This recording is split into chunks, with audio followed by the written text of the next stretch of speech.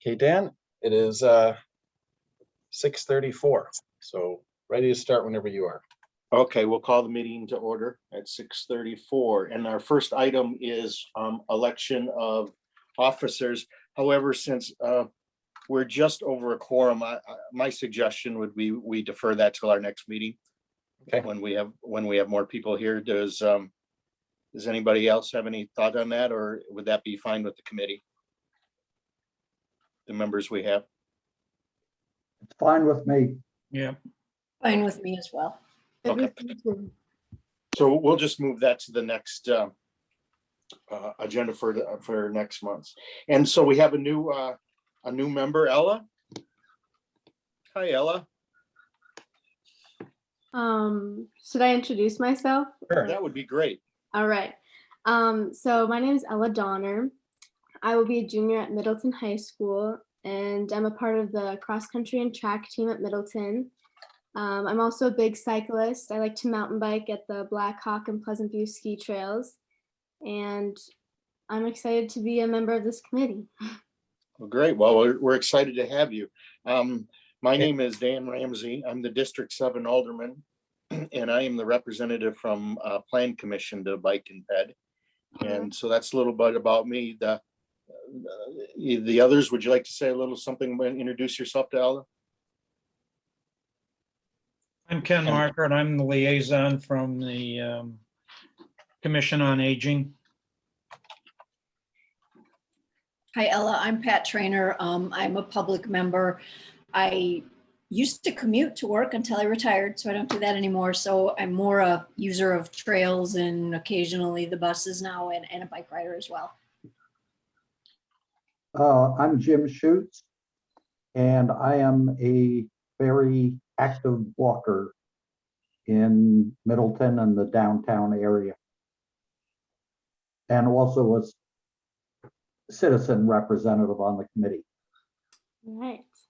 And just to clarify, and Alder Ramsey, you can help me with this because I wasn't aware of when Ella was added, but is this, she's technically, as a student member, is she a fully voting member or is an ex officio, or what was the status that the council put in place? Do you know? Yeah, if I remember correctly, she is a voting member. Okay. Not that I expect any controversy or, controversial votes. Usually it's rare that the committee, that there's dissent, but if there is, we note it, and it's all part of the process. But I will double check on that just to make sure that we have it right. But I wanted to be better safe than sorry, assuming we treating you as a regular full member, which is wonderful. So it's great to have you here. I should introduce myself. I'm Mark Opitz. I'm the city's city planner, zoning administrator, and I staff this committee as well as several others. So I deal with pedestrian bicycle issues, airport, zoning, a lot of different matters. But for the purpose of this committee, I'm the lead staff. All right. Well, nice to meet you all. Likewise. All right, if everybody's introduced themselves, we'll move on to our first agenda item, which is policy for constructing a new sidewalk The along minutes Establish first. Street. Yeah, you want What's the that? minutes, Mr. Chair? The minutes? Oh, yep, thank you. We skipped the minutes. Can I get a motion on the minutes of March 10th? Has everybody had a chance to look at them? Yes, I would entertain a motion. I move to accept the minutes. Okay, we have a move. Is anybody would second that? I'll second it. Very good. We have a motion and a second to approve the minutes. All in favor of approving minutes, say aye. Aye. Aye. Opposed? Motion carries unanimously. Okay, now we can move on to policy for constructing new sidewalks along established streets and funding approaches. And Mark, you had there's some memo in our packet. Has everybody had an opportunity to look at that? Yep. The staff comments, just so you know, Ella, how this works, I'm sure you figured it out already, but the comments are meant to be a general summary of what's before you tonight. And then there's obviously links to the materials in the packet. So we put this on here mainly for informational purposes, but also to get your feedback on possible funding approaches. We had one of our planning interns do some work. This is something that Alder Kathy Olson and the rest of the council specifically have wanted some guidance on that. The city has a history of fully assessing for sidewalk improvements, meaning we make the adjoining property owner pay for 100% of the cost to put in sidewalks.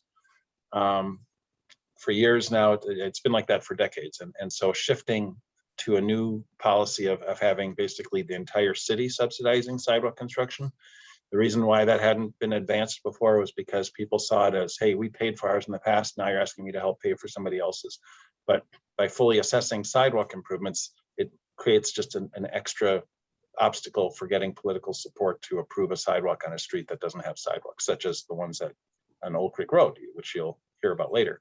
So that's why the council, as part of our comprehensive plan, we adopted this policy to say we really want to be make it easier to make the city more pedestrian friendly. And so that's why they've gone in this direction, but the council specifically asked for feedback on for ideas for how we can help pay for this, ideally not just by property taxpayers, but other funding sources. So that's what's before you. It's been as times have changed, thoughts have changed.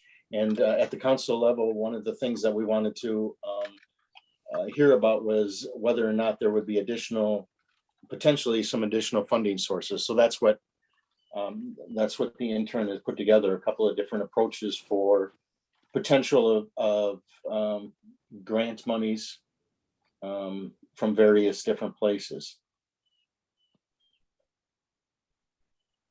So that's, go ahead, Mark. And I don't know, I mean, I'm inviting your discussion. Hopefully you've had a chance to look at this memo, Complete Streets Act, Community Development Block Grant, Public Facilities.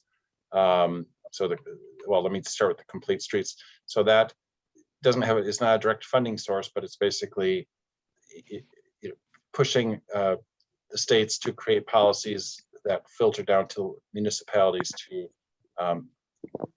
put in place practices to fund sidewalks to have complete streets as part of every street. Funding source wise, CDBG is the acronym for Community Development Block Grant. It's distributed on an annual basis.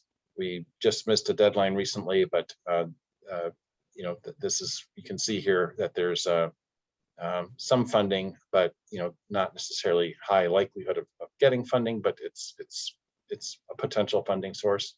The Alternatives Grant, DOT Alternatives Grant, we have some experience with. I applied for a grant and we got funding for the North Mendota Trail, but the amount that we got awarded and we put in a cost estimate at an early time when we didn't know what all the costs would be, we, after some consideration, decided to turn the money back because when you have federal funding, there's just a heck of a lot of strings attached, I-dotting and T-crossing. Pat Trainer can probably tell you all about that, and Nate Day. There's just a lot of, it actually can really increase administrative costs, and we just felt it wasn't worth, the entire project was going to have to be built to those standards then, and we felt it wasn't worth the money and the hassle, if you will, to proceed with that grant, especially since the project was getting so much more expensive and we were going to have to pay more out of pocket anyway. So we have experience with that. It's typically a better funding source for larger projects. So I don't think it's appropriate as we wouldn't be eligible for sidewalk projects for that sort of thing. It's more of a major, bike facilities. Well, typically it's not just one small sidewalk on a neighborhood street. It's typically a more major facility that we'd want to apply for. And that's really all our intern found.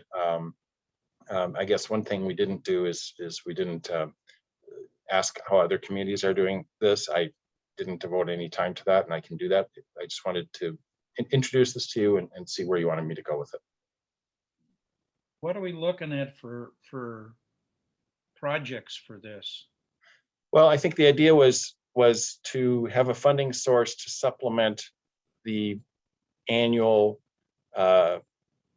sidewalk improvement program. Dan, correct me if I'm wrong, but I think the council, in adopting the policy of saying we're going to pay for all sidewalks going forward, Susan West is here now too, she can elaborate, but the idea was rather than, is there a way that the city can, and when it's retrofitting sidewalks, can it be, are there other funding sources that we can use to? Is there a prioritization of this? I mean, there's some places where we really need some sidewalks, and there's other places that, it'd be nice, but we don't necessarily need to have them. I guess I'm concerned more from safety aspects. If there's stuff that needs to be, constructed as soon as possible on some of this, and I think, it's good to try to get some funding for that. Mark, could you show do you have the document that shows the priority listings or rankings of Yeah. areas without sidewalks? Are you seeing it on the screen? Yeah, Which one are you specifically thinking? So Oh, here's, Yeah. We had a list of priority. There you go. Right. So since Old Creek Road's been mentioned already, that's, if you can see where I'm pointing here in the center of the map. Laura Lane. I should add another big funding source that we can use and have used is TIF, our local tax increment financing. We should have had that in the memo, I guess, too, because that's an alternative to, that's locally funded, but it's not general, it's not the operating fund, if you will. Well, and it's geographically limited to certain areas. Yes. of the TIF district, so there are some limitations with that too. but this chart you had up there, that's the priority list, the ones in yellow? What are you That's seeing? where we have gaps. Yeah, What are you guys seeing? I'm worried you're not seeing my screen again. Are you seeing a table right now? yeah, we're seeing a Yeah. table. Okay. But is it moving on your screen? Yeah, Yes. Okay, good. All right. Ken you made it sound like that you were seeing something on the screen that wasn't on the screen at the moment. no, I read that document, but I just, couldn't understand what the priorities are. Gotcha. So what this is, so in red, in teal up here is 2022, red is 2023, green is 2024. So that is the sequence, the calendar annual sequence of what is, I guess you would call those the priorities, because it's like, laying out the map for the next year. And then, those are street priorities. right, but in yellow, highlighted in yellow, are streets with sidewalk gaps. Okay, Because the thought process would be, as we do these street projects, and if there's sidewalk gaps in the street project, to try to pair the street project along with putting in the sidewalk at the same time. yeah, So that's why it's laid out in this chart like this as in the 5-year street plan. So if So there's a sidewalk doesn't have an associated reconstruction project with it, if we get a request, or if there's a safety issue or something like that, how are those prioritized then? That's the map. Mark, can you show the map? And there should be different colors there, or are there? No, there's not. The different colors, if you'll remember correctly, several months ago when we were talking over the comprehensive plan, we changed it into just a gap map. Do you remember that? Probably. I'm referring to the initial plan that did have them sort of prioritized, because there's some things shown on here that truly don't need to have sidewalks, where the big example that I'm real familiar with is Middleton Hills along the stormwater detention ponds. There's nothing there but detention ponds, and there's a very nice 5-foot wide sidewalk on the other side. So it doesn't need a sidewalk. In fact, Mark. actually, it would be good to get rid of grass mowing, because we're getting too many geese. they're pedestrians too. Yeah. But there are some places that we had real high priority for Yeah, getting sidewalks. So And Mark, for do you, this committee, that might be a good chart to look at. do you have access to that, Mark? Not quickly. from our previous meeting, you mean, or I'm missing exactly what document you want.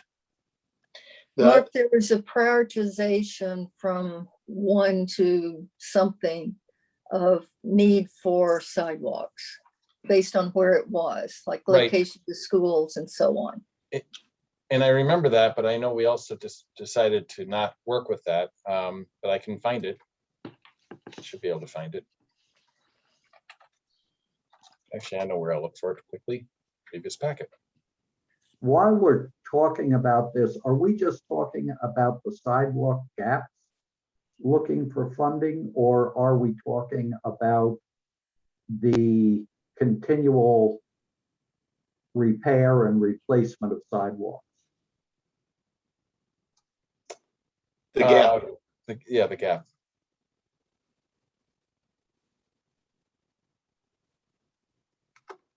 I think you answered my question. I kind of see that now. So.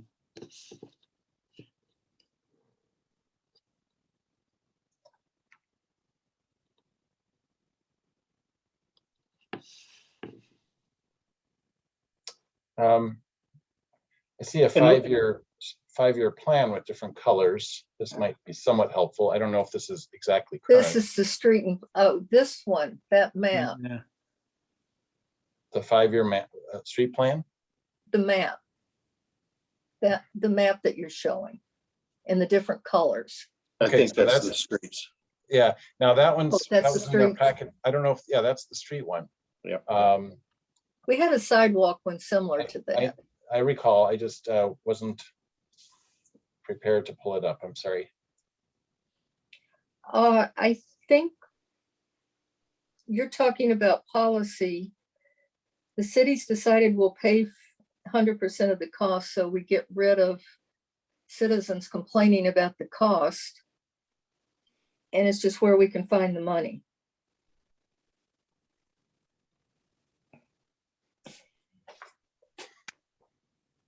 And most of these, I would So- say, Right. if it's where there's a paved road with curbs on both sides, it probably should be done when the road is reconstructed, Right. and that's determined by the 5-year plan. And then some of these others where there are no curbs and gutters, that becomes a lot more confusing.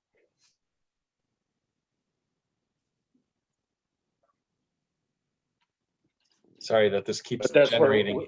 at that point, we're still looking at doing those gaps. In other words, Right. Columbus is a good example during the period of time that we redo the streets. So we were trying to, from a fiscal standpoint, we were trying to line up doing the streets and the sidewalk gaps at the same time, just because it's financially more feasible and easier.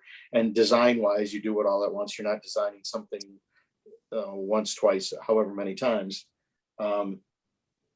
So that's kind of to get to the prioritization. That's kind of what we did at the council level when we decided to fund them 100%. Mhm. And the street improvement plan is based on doing the most damaged streets first, Correct. Is this what based you're on talking? PACER ratings. Are you talking about these guidelines that were here?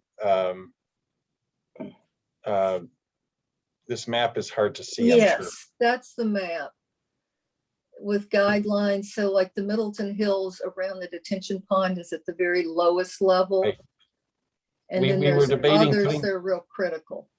We had debated doing this as part of our comprehensive plan, but the guidance was to not include this I don't believe this was ever included in the comprehensive plan then. It was not, Mark.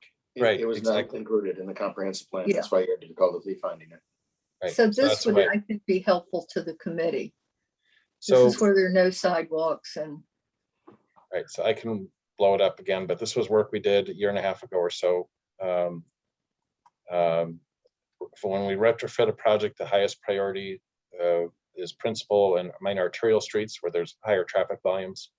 Retrofitting streets with no sidewalks on either side is the next highest, and then collector roads, which are Branch Street, you know, more minor streets that still carry regional traffic, if you will, and you know, they're not local streets. And then here, as Alder West was saying, we're not prioritizing sidewalks adjoining conservancy lands, assuming a sidewalk exists on the other side of the street. And making sure that we prioritize accessibility, connectivity, and safety, where there's a high probability of pedestrian and vehicle conflicts.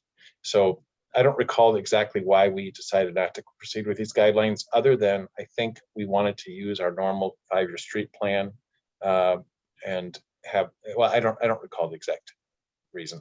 Okay, the 5-year wanted to street co- plan makes sense. We wanted to coincide with the 5-year street plan. Right, that's the reason then, yeah. So I can. So what this agenda item is doing is it's asking us, I think that the committee is obviously, for the most part, in favor of retrofitting sidewalks. So I think that as a committee, we would endorse or encourage staff to look at any funding sources that could help with fund sidewalk gap projects, particularly in a spot where it's not part of the 5-year plan to be retrofitted. So Correct. if there's I a was need gonna brought say, up, go ahead. Short term, there's one other option that might work, and that would be the American Rescue Plan dollars that Middleton received. I'm not sure if those are already allocated, but that's Well, money that we could actually probably put towards sidewalks. That's a good idea. I've not been involved in those, but I will follow up on that. That's a great Yeah, I idea. think that's we'll going look to be into the- involved with council choosing. We'll look into the eligibility of that. They had some fairly strict guidelines in that it could be used for stormwater things. It could be used for broadband. But we will definitely ask whether or not that's monies that we can use for sidewalk, because that's a good point. Just recently, they updated that guidance to include the roads above any sort of wall projects that were being done. And I think you can spin it in a way that sidewalks are necessary, you know, part of pandemic, you know, to get outside and enjoy open Sure. air. Sure. Mark, can you look into that for us? Yep, I highlighted it already as a to-do item. Okay.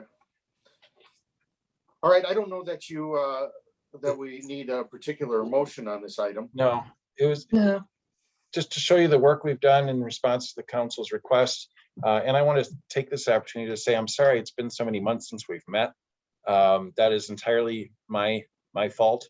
I have been spread very thin with other projects, and so I just have not been able to devote time to ped bike transit matters. And so I do apologize that we haven't gotten to this more expeditiously. You want to move Thanks, on then? Mark. Yep, let's move Yeah. on to agenda item number 2, sidewalk connectivity along Old Creek Road and Pheasant Branch Road. Right. So, and we have at least one guest here. Patrice introduced herself before the meeting started. She, I know that there was a request from Middleton Glen, a resident there, and I suspect that's why you're here, Patrice. I don't know if Randy Carter is here for this item as well, but it's we have at least one person here. And so the request was that they would like to be able to get to the Conservancy down to Branch Street, and that this is the most direct route. And the other option, of course, is to go up to their front entrance and go along go to Century Avenue via their front entrance. But I suspect that there's some people who have a rear entrance or access to the building who can leave here and go down Old Creek Road. I took the liberty to expand this topic to also indicate the area. I'll go back up again. It's just off the map, but there's a path that I will show you on another screen here. There is a Mark, are you talking about the path that goes through Conservancy condos? Yeah. it's not I think- it's not handicap accessible, obviously. Does this need to be handicap accessible? Well, it's, I mean, going down Frank Lloyd Wright to Century is handicap accessible. right. I just what know I'm- too much of the problems of doing these. So what I'm showing here here's Middleton Glen, Pheasant Branch Road, Old Creek Road. And so what they are advocating is to have a path on, I think specifically they're asking a path next to their building. Our public works staff have identified some obstacles to that. You can see that there's an outfall structure here. There's a ditch that runs the length of the creek, the length of the road, and sometimes is a creek. So the other option is to have the path, the sidewalk be on the east side. But curb when you put in a sidewalk, then you establish a curb. So, I mean, it's not an inexpensive project. And the goal is to get down to Century Avenue down, to the south. The project that I was referring to, something I've noticed for years, is you can actually see a path that people have walked along the road here, but extending the sidewalk up to this path, which is a connection between the Conservancy in Middleton Hills and the trail system in that neighborhood, connecting through the Conservancy condos, and that goes down here into the Conservancy itself. And frankly, from a connectivity with the neighborhood standpoint, that sidewalk, I mean, extending a sidewalk here, I think I'm amazed that we haven't had requests to do that. Probably in part because we used to assess those things. So Mark, I can comment on that too. Yeah. Since this is my district. Yep. I will say the people in Conservancy condos have been opposed to widening Pheasant Branch Road. Going back, in fact, before I got on council in 2008, we actually have the engineering plans and drawings all done to widen it, put in sidewalks, retaining walls, and so on. And it was voted down at council. They are very much opposed to widening Pheasant Branch Road. I think they would be fine with a sidewalk or perhaps an asphalt paved path along there. The asphalt path would be rather affordable and would not be taking away parking for anybody. I don't see any real problems for it, and that it would be advantageous to Conservancy condos. The only problem is there's some steps, so make it being ADA accessible is a Right. problem. Well, and that's, yeah, I mean, I We think, construct something, it has to be.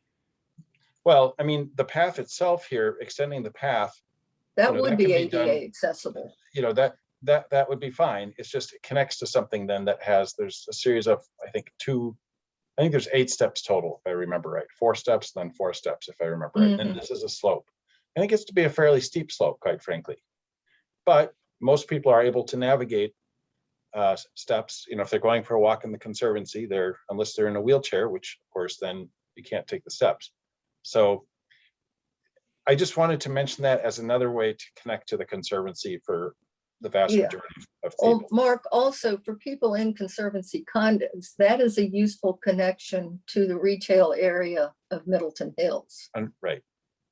So it could serve a double purpose. The Old Creek Road one, I can tell you concerns that will come up.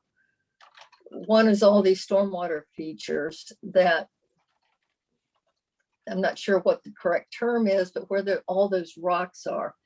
That's a major water flow from Guard Park. And when there's a heavy storm, water washes out of there at significant force.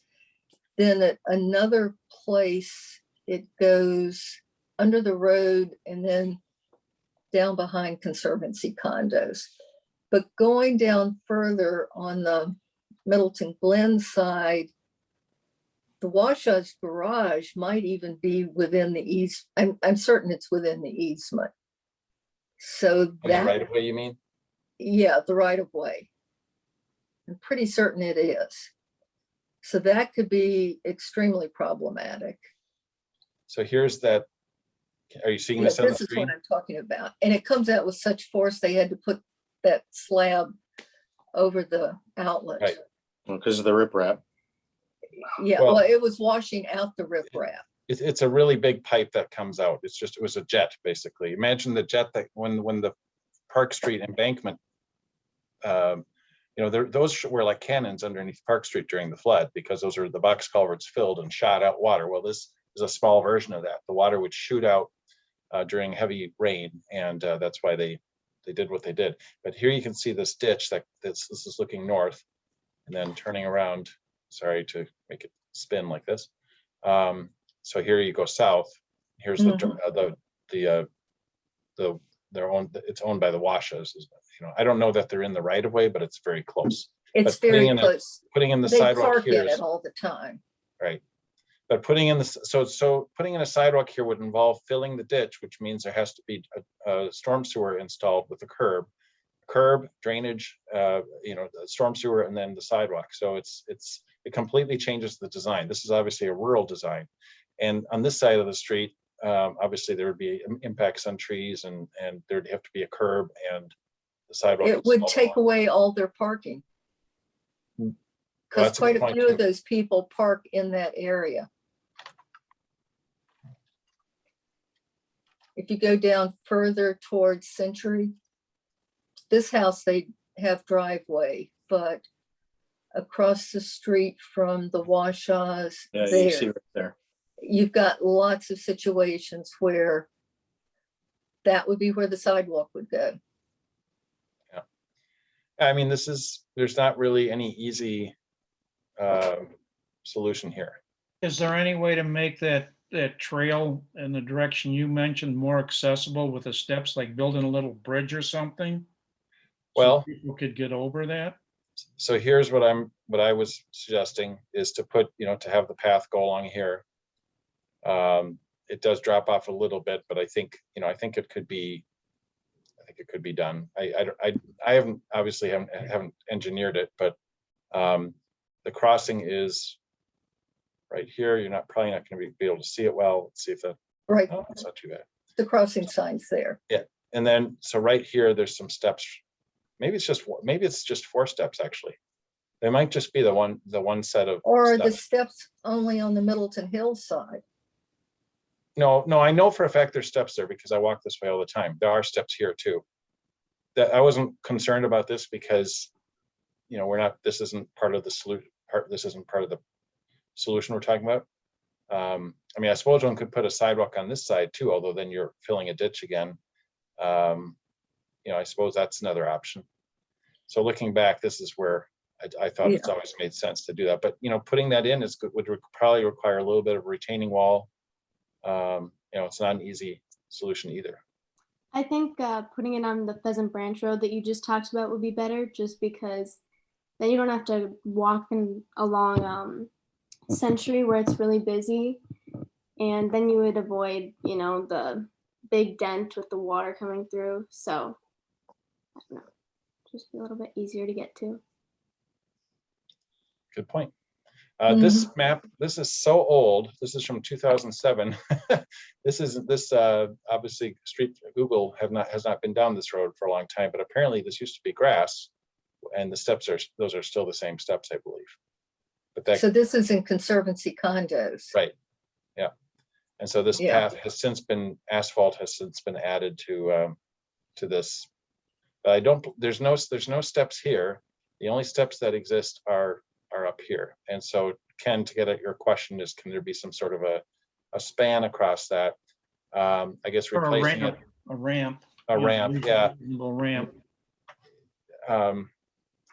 We could look into that. Mark, another complication, just so we're aware of everything. I think I'm not sure that's city property. It might be an easement through Conservancy condos. Right. Yeah, I'm sure that it is. So that could be politically difficult. Yeah, but I mean, it's a public access easement, and everybody who's on this call and any of your friends has the permission to use this path. So Right. I don't know why it would matter. I understand the concern, but I think we're getting The only problem with this discussion is we're expanding it and expanding it, and here's where the real issue is going to be. This is going to be an extremely expensive project. Mhm. Well, I think, That's why I was suggesting just the paved asphalt down to what's already there would be an Right. improvement over nothing. yeah, that's why I broadened the topic to, I mean, I made sure the agenda read that way so that we could talk about it. And And Am I able I'm to make I'm a not debating that. comment? What I'm saying is, though, we're gonna have to look at it. You know, sometimes you have to look at things and you have to say to yourself, do we want to get something done? Or do we want to, I mean, you can't get, sometimes you're better to take a smaller bite and try to get a smaller bite done where you can actually make some progress. And so to Susan's point, that's a good point of taking and putting an asphalt path into there, because that, you know, that is more reasonable. And it's used a lot already as a gravel path. Am I able to make a comment now, or do I have to wait to the end of the meeting? No, ma'am, you can make a comment if you would like. We'll entertain your comment. Thank you. I would like to make a comment about why Dr. Bollinger called and made the request to look at this and why I'm here. He wasn't able to come today. We do love the idea of increasing walkability, but that wasn't the main reason that we're concerned about a sidewalk abutting our property at Middleton Glen. It's an emergency exit issue for us. So if you look at Middleton Glen and where, like when we have emergencies here, and I've been here 4 years and I think we've had 6, some in the middle of the night, some in snow, whatever, where we all have to evacuate the building. And on the back side where the people at Branch, they need to be able to get away from the building and back around somewhere that's a better spot to stay. And there's no sidewalk access. And so that was our initial concern. Okay. So you want, are you talking you about would over be here? accessing through Yes. this part, what Yes, Mark is showing right we're now. going to get dumped out in that back. See where well, you can't see where I'm pointing. Sorry. Into that area right there. There's coming down from the building is our emergency exit for the Branch building. And it dumps people out right where you're showing, right there, exactly. And they have to walk from there down to the road at Old Creek. And then they have to walk along Old Creek somewhere to get back either to one place or the other. And it's very, I mean, I walk there for exercise, and it's also dangerous, but it's as Ella pointed out, it's really bad to try to walk for exercise over on Century because it's loud and there's so much traffic. So typically those of us with mobility issues walk just around the building and then back again, not going on Century. So that's why we were concerned and would like to see a sidewalk there, not just because it's a good thing to. Okay, I have a question for you. Since that's Middleton Glen property down to Old Creek Road, Mhm. is Middleton Glen going to put in the sidewalk you need there? And when would they be doing that? Well, we're in the process of talking about some kind of walking path again from the exit so that we could get down to the sidewalk. Where's So, the exit again on here? Ma'am? Well, how do I describe? No, come towards the front. Front. See where the big rock, yeah, right in there. So there are steps that come out of the building, and you go down the steps, and then you have to go all the way around that rock thing and come down to the road at Old Creek. So we're looking at putting in some kind of a path that would facilitate walking from that exit down to Old Creek. But then we're still dumping people out at a Here's bad my- place on Oak Here's Creek. my question. When you have an emergency exit, why can you just stay up here, or is your policy to get farther away from the building? Is that what you're getting Well, at? of course, it depends on what kind of emergency there is. And it depends also on the weather. So typically someone might try to stay, they might try to huddle up there at the end, but most of the time, to be accounted for, we're told to go to the front of the building. So you come Yeah, I out. mean, there are multiple exits from Middleton Glen. In an emergency, people are coming, we're instructed to exit from the closest emergency exit to our unit. So there are multiple exits, but that one on the backside for those people is So here's my question. Why do people exit? I mean, if you're exiting here, why not exit Into the parking lot. Yeah, into the parking lot. No, because there is not an exit on the top floors there. You would have to go down the hall, turn around, go back and exit. It's at a different level. It's not on the Yes. same level as this exit, Right. is what you're saying. Right. All right. Oh, Well, I this can seems see. like, yeah. Well, I just want to clarify Hey, that it's not sure. just about having a nice walking trail, but I do love that idea of adding the trail. And I know a lot of people here do walk down that way. So they would also be much in favor of having an extension down Branch Street for a different reason. Yeah, Sure, your specific request is to get the folks from that meadow around to the front of the building. To be, Right. yes, to be able to do that more easily.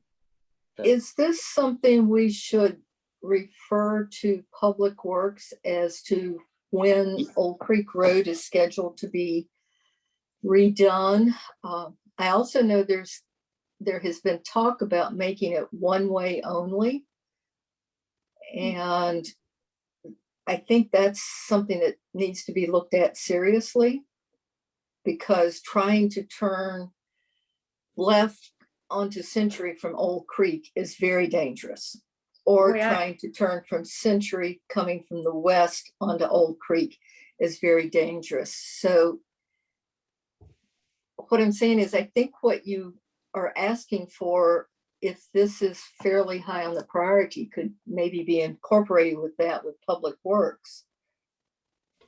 But That I would don't be know awesome. where it And is. having it one way would also be awesome, because the GPS on all the delivery trucks and everything, GPS to get to Middleton Glen tells people to come on Old Creek Road. So they have to go all the way around the building the Yeah. other way. But as you know, you can't turn left off of Century into the Middleton Glen complex. You Well, have you to can go do on it. Old It's Creek not Road and safe, go though. all the way around. There are a So, lot of wrecks so, there. yeah, I mean, we do use that road a lot, that's my point. And there are 120 of us who live here. Yeah, I know. I'm thinking this topic should also be referred to Public Works to get their input, since it's involving storm sewers and potentially rebuilding the road. Because that this is somebody more I than need just to putting call? in a sidewalk. Do I need to make a request to them in some way? Well, No, the Susan, you want committee could to do that. make a motion to that? Susan, would you Yes, like I to would make a to that motion effect? that we refer it to Public Works, Thank you. and Is I there a serve sec- on Public Works. Is there a second to that motion? I'll second. Okay, we have a motion and a second. Any more discussion? do we Can refer we these? continue to consider the paved path along Pheasant Branch? How about that being both part of the motion? So sidewalk connectivity along Old Creek Road and the extension to the paved path. It's a great- Yes, Susan, you good with that? yes, I'm fine with that. Okay. All right, And I'm Well- real familiar, so I can talk about it at Public Works. and you will be at that meeting. Yes, All right, all those in favor say aye. aye. Aye. Opposed, motion carries. Thank you so much. I appreciate the work you're doing. Well, Bye. thank you for coming. We appreciate your coming and Yes. giving us your input. Thank you. That was very helpful. Thank you. Thank you. And I remember now, I remember during the discussion why Randy Carter's present. I think he's the Randy who reached out to me about, to city staff about Graber Road. That's probably why you're here, Randy. Yep, that is actually. Okay, well, that's our next topic, Graper Road bike lanes and or sidewalk. All right. So it's, go ahead. Well, go ahead. So It's up to we the live chair. Yeah, we Go live ahead. in that neighborhood and we see a large amount of cyclists and walkers coming up and down Graber Road. There's no sidewalk there for them. There's been, several close calls that we've seen. I know a lot of people really like to use the Graber Pond walkthrough. And I think it's just a great opportunity to really put some identified walking space there on that street so that we can really embrace the Graber Pond area and make it a nice identified walkway for people that are cutting back and forth down Graber Road. Is that you walking there too, or?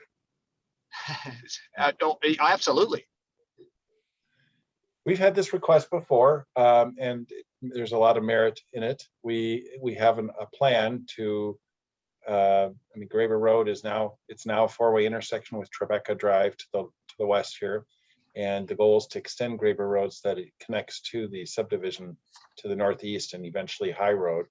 So it makes complete sense. And I'm sure this is on one of the gaps that we mentioned earlier. The road's quite wide. It's probably a 36-foot wide road. There's not much vegetation on either side for that matter. So it wouldn't be, and there's not residents to oppose it. So this actually would be a pretty easy fix to add sidewalks. This looks like a no parking sign. So there's probably, I've parked here myself before, not too far away. So I think there must be, although it looks like there's a sign there too. So I don't know what the parking situation is in terms of bike lanes. That I couldn't answer. I know a lot of people do park on the pond side for, to get into to walk through the Graber Pond area. But that's the side that I would say we should recommend a bike lane if we could, or some sort of a sidewalk. Well, yeah. Mark, is bike that lanes city-owned land? is along the north side? Yes. Yes. So, and it looks like it's wide enough that a sidewalk could just be added. Oh, yeah. Yeah, no, this would be a pretty straightforward, one of the easier sidewalk projects. It says here, no parking between signs, probably because they didn't want, I'm sure it was because they didn't want a parked car to block view of people coming into and out of the street, out of the path. I mean, that's my guess as to why. Mhm. Unless there's, it's actually more likely due to truck turning radius. You can see the turns here. So it's probably because trucks were coming out of making that turn. So they didn't want to have vehicles there. That's actually, I bet, the main reason. And I have parked, it does say no parking here.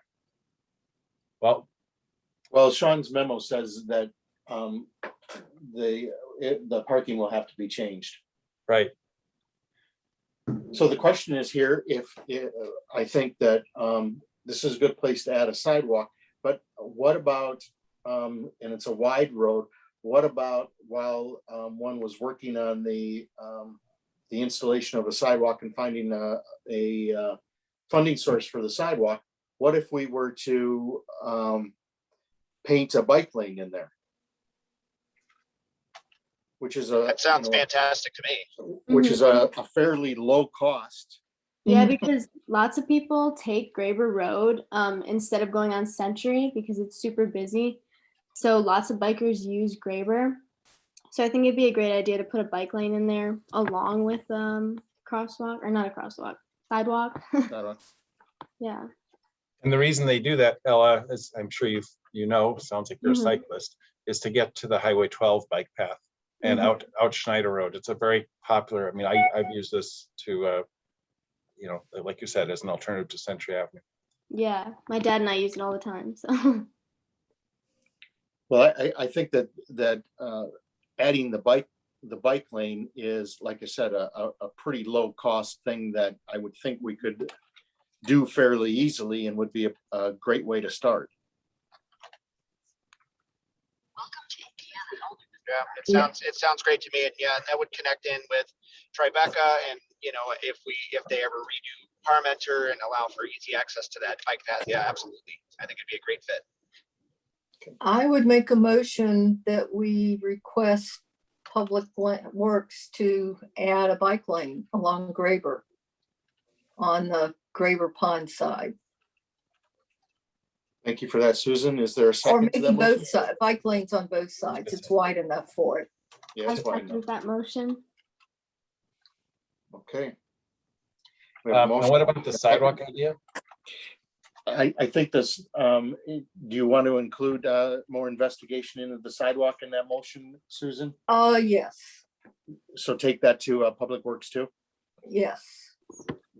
Sorry, I wasn't trying to steer you. I just wanted to see how you were addressing that.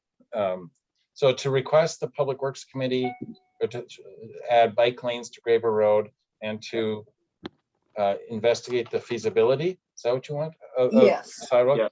Please. The feasibility of constructing a sidewalk on the north side. Correct. Can I ask a question? Please. I'm not familiar with how much truck traffic there is there. And the only reason I was asking is if there's a lot of truck traffic and if there's a lot of room, would we be further ahead with a kind of a bike path sidewalk sort of thing? To have a, instead of right. having a sidewalk, a 5-foot sidewalk, having it be a path, a shared use path. That's 10 feet wide.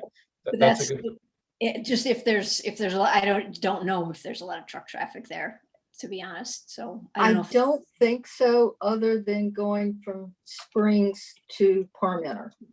Okay. And that's probably fairly defined time-wise when they're doing most of their movements, you think? I would think so.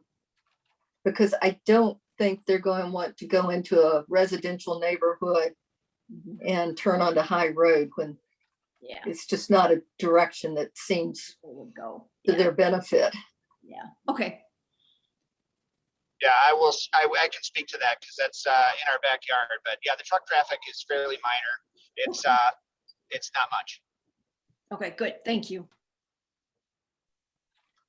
Okay, we have a motion and second. All those in favor of the motion say aye. I Right. Opposed? Motion carries. Item number 4, Tribeca Drive bike lane limits. So this is, Sean asked this question of me back in May.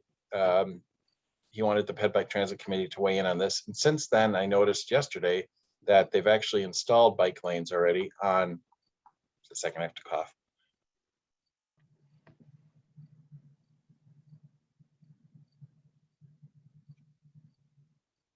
I've noticed they installed bike lanes. Well, let me get the map back. Well, this isn't a good map. Well, it is. So we don't have a air photo anyway that shows this. So because the road was just built. So this is coming, look, my back is kind of towards Parmenter Street. Here, okay, so here's Graber Road that Randy, that we were just talking about with Randy, coming out. So this is a new intersection that opened in the last few weeks.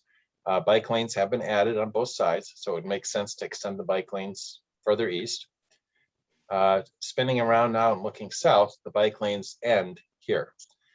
So I believe what Sean was asking,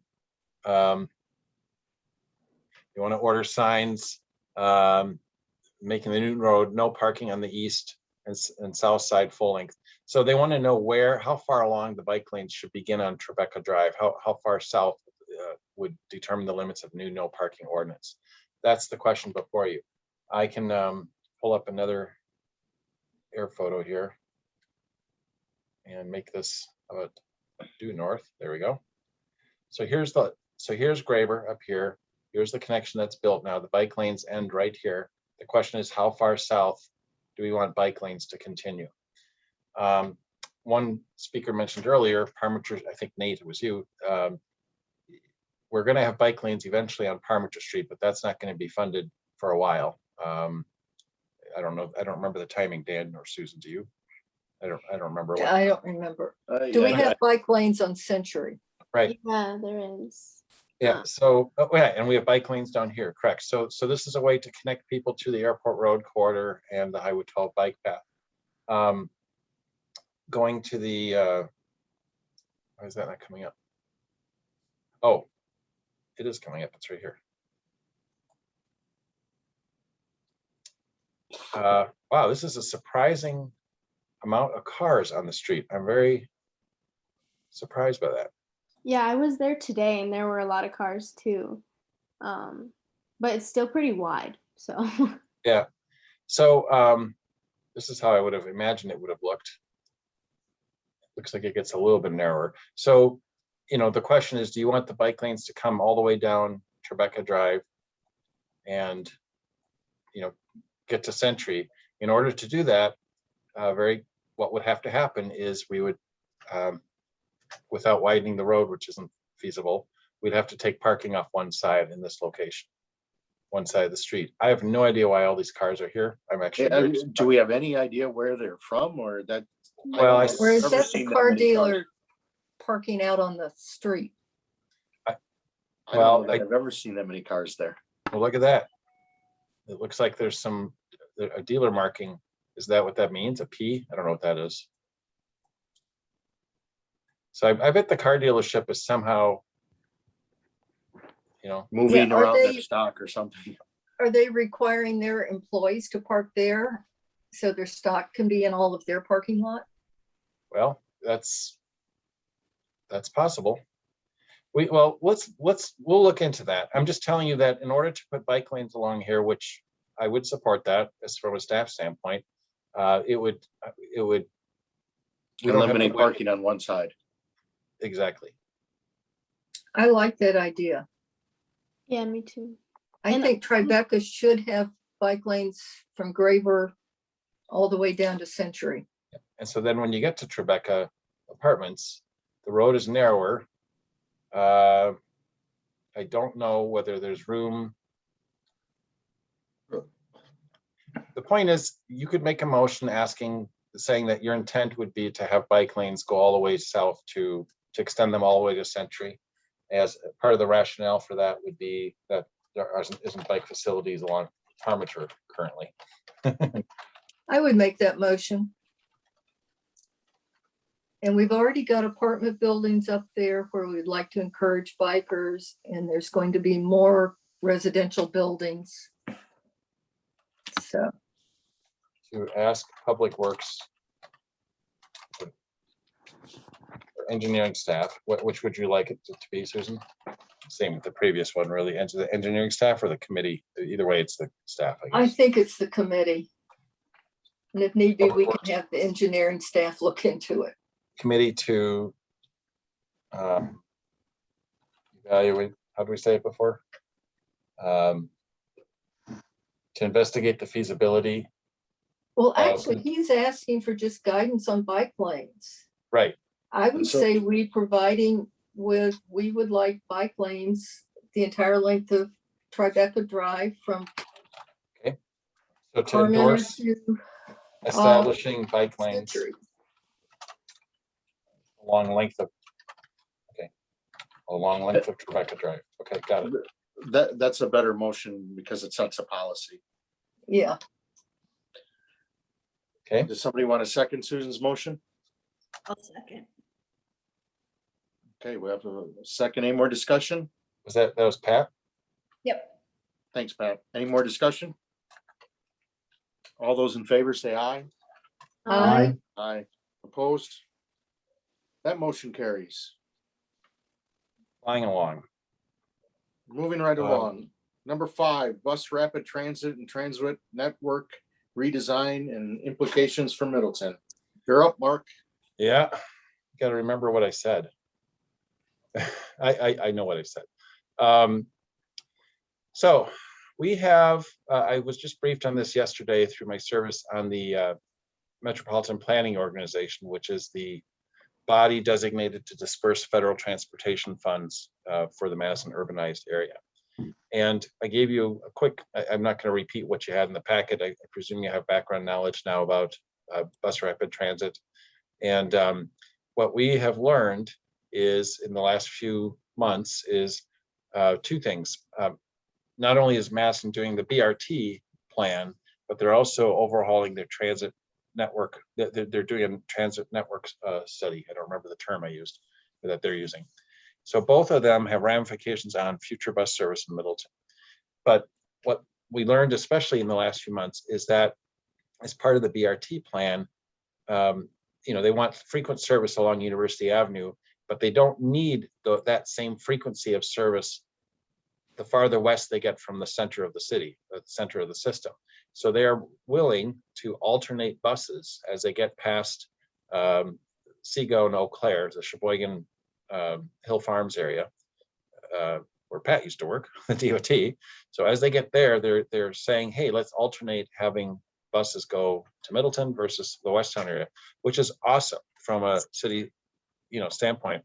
The question is, funding, and I mean, there's some questions about that, but we are, from a staff standpoint, the University Avenue corridor is our transit corridor. It's our heaviest, especially the Allen Boulevard as the bus turns out to Allen. Mark, Yeah. I want you to really confirm this. So we would have a bus route every 30 minutes or every 15 minutes along University?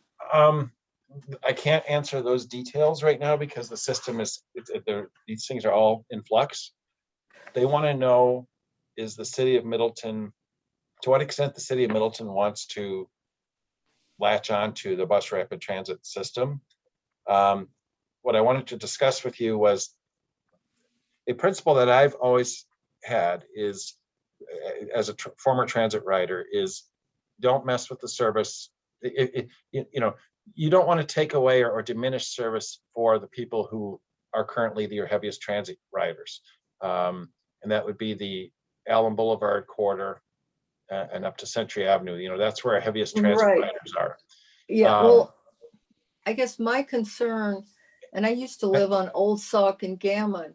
Right. And even moving here and working at the university, I found the bus service horrendous in terms of the length of time it took you. And I want to be sure we get frequent service to Middleton. What I was trying to get at is I would hate to see us take our existing Route 70 riders and require them to have to get off the bus and transfer to another bus to finish their destination. That's what I'm trying to get at. So I have been assured that what they're planning to do is that the existing bus service we had would simply morph into a bus rapid transit system as it gets closer to, as it gets on the bus rapid transit line. So we don't have to brand our stations and rebuild stations, things like that. They would just run, the buses would run as local service in Middleton. So what I'm hearing is they understand that what I'm hearing is that there will still be plenty of opportunity for our best served part of the city with transit, heaviest ridership area, to still have direct service as they enjoy today, except instead of going down University by Hill Farms, they would be pulled up to Sheboygan and do this little bit of a loop, which would probably add about 4 or 5 minutes to the commute. But the purpose is to get on this, imagine a commuter rail route, but it's with rubber tires. That's really what BRT is it's meant to be an efficient, very attractive, comfortable transit experience, but it's on rubber tires and on the road instead of on tracks. Okay, will people have to train from BRT to another bus to get into the university area? Well, currently, the bus currently goes down, our bus system currently goes down Campus Drive, and it just replicates what it's doing now. I'm quickly pulling up the, I should have had that ready to go. I didn't think about that. Yeah, so currently you still have to get off and transfer. Well, that's interesting. Yeah, but I can't get to their, they change their.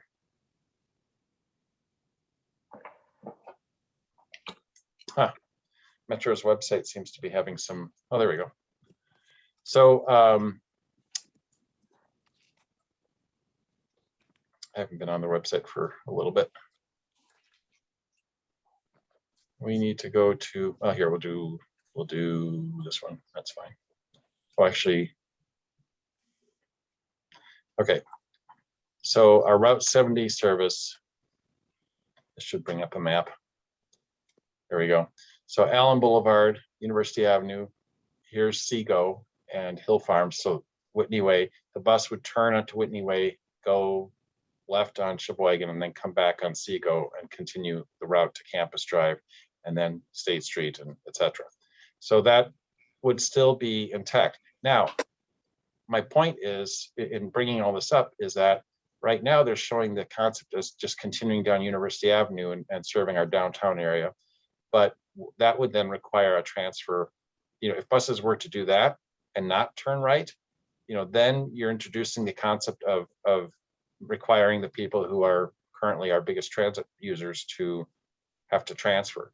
So that's why I wanted to, I'm not asking you to make decisions on this tonight. I'm just wanting you to start thinking about this and give me feedback so that we can provide that input to the transit design that Metro is doing, the network design.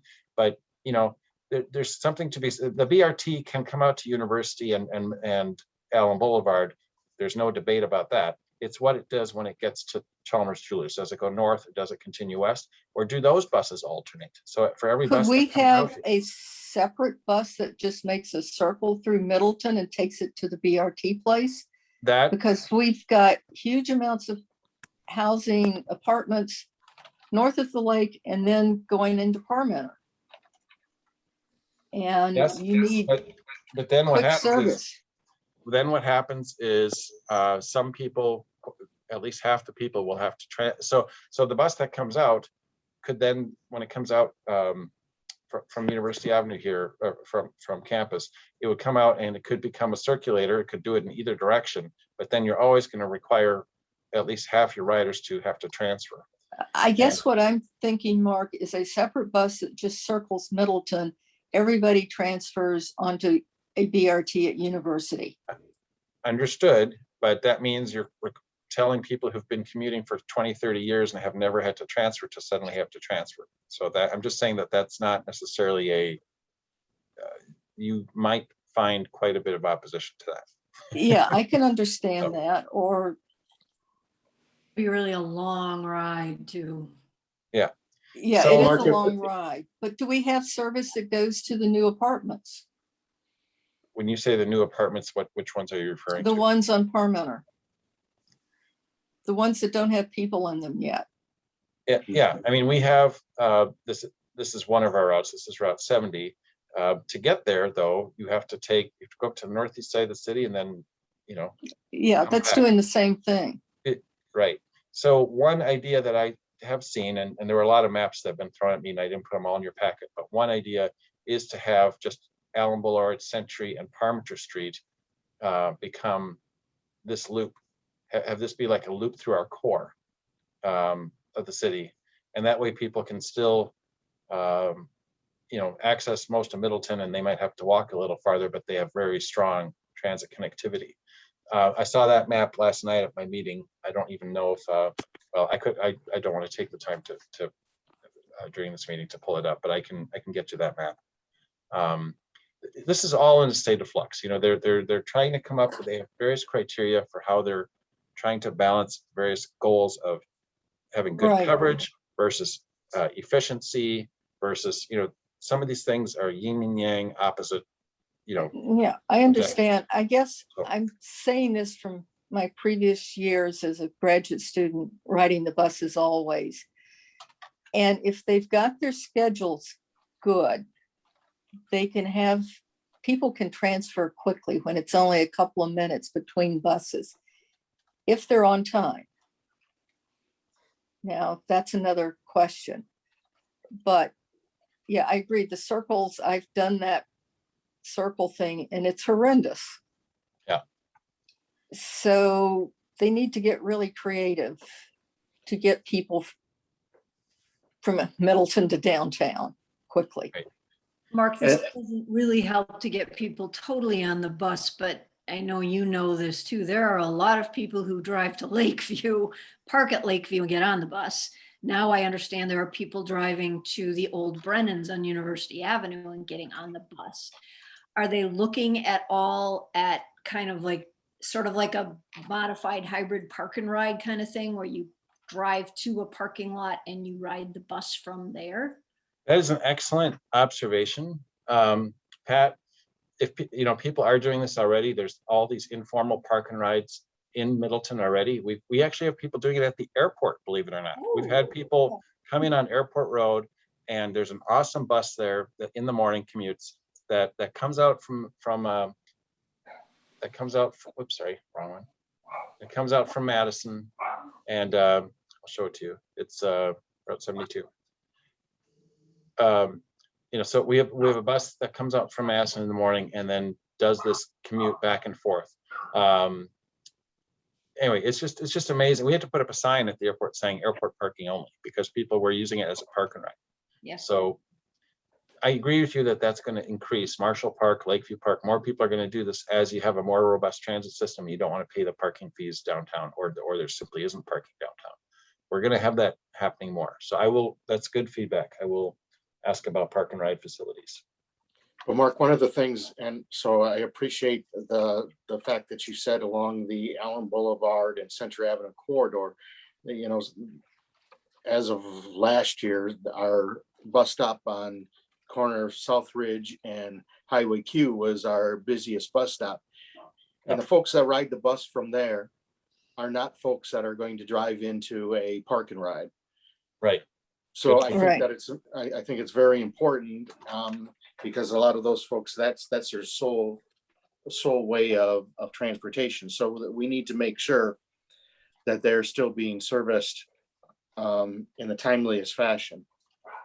Yeah, that's And the really, same's true for the Parmenter Street apartment buildings going up. We're going to be adding what, 2,000 or 3,000 people there? Yeah, quite a few, yes. This is exactly the type of feedback and discussion that I was looking for. So thank you. The equity issue, Dan, that you raised is very Yeah, it's Important. real important. Mark, do we know if people are taking transit to Middleton to work? That doesn't have, with census data, I haven't looked at that, but obviously the vast majority of bus riders go towards Madison to work. But we have, especially with our ever-growing business parks, PPD with 1,800 employees. I mean, we have more and more people that are working here, and theoretically we have more potential bus riders.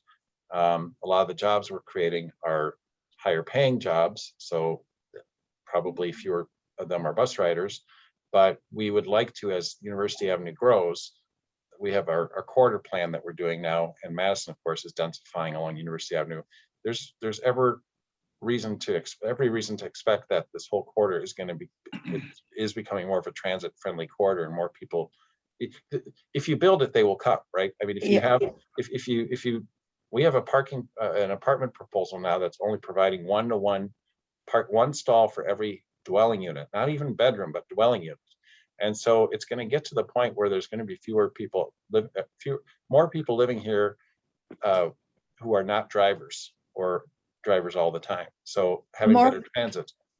I would also say that we probably have people that do live here in Middleton, say on the east side up where Dan is, and commute into downtown or west of the Beltline.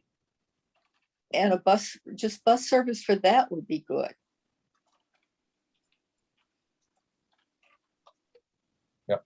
I'll try and get the answers to Pat's question about how many commuters we have to Middleton. Yeah, so we've got people coming into Middleton and then people within Middleton needing to get to other parts of Middleton. Right.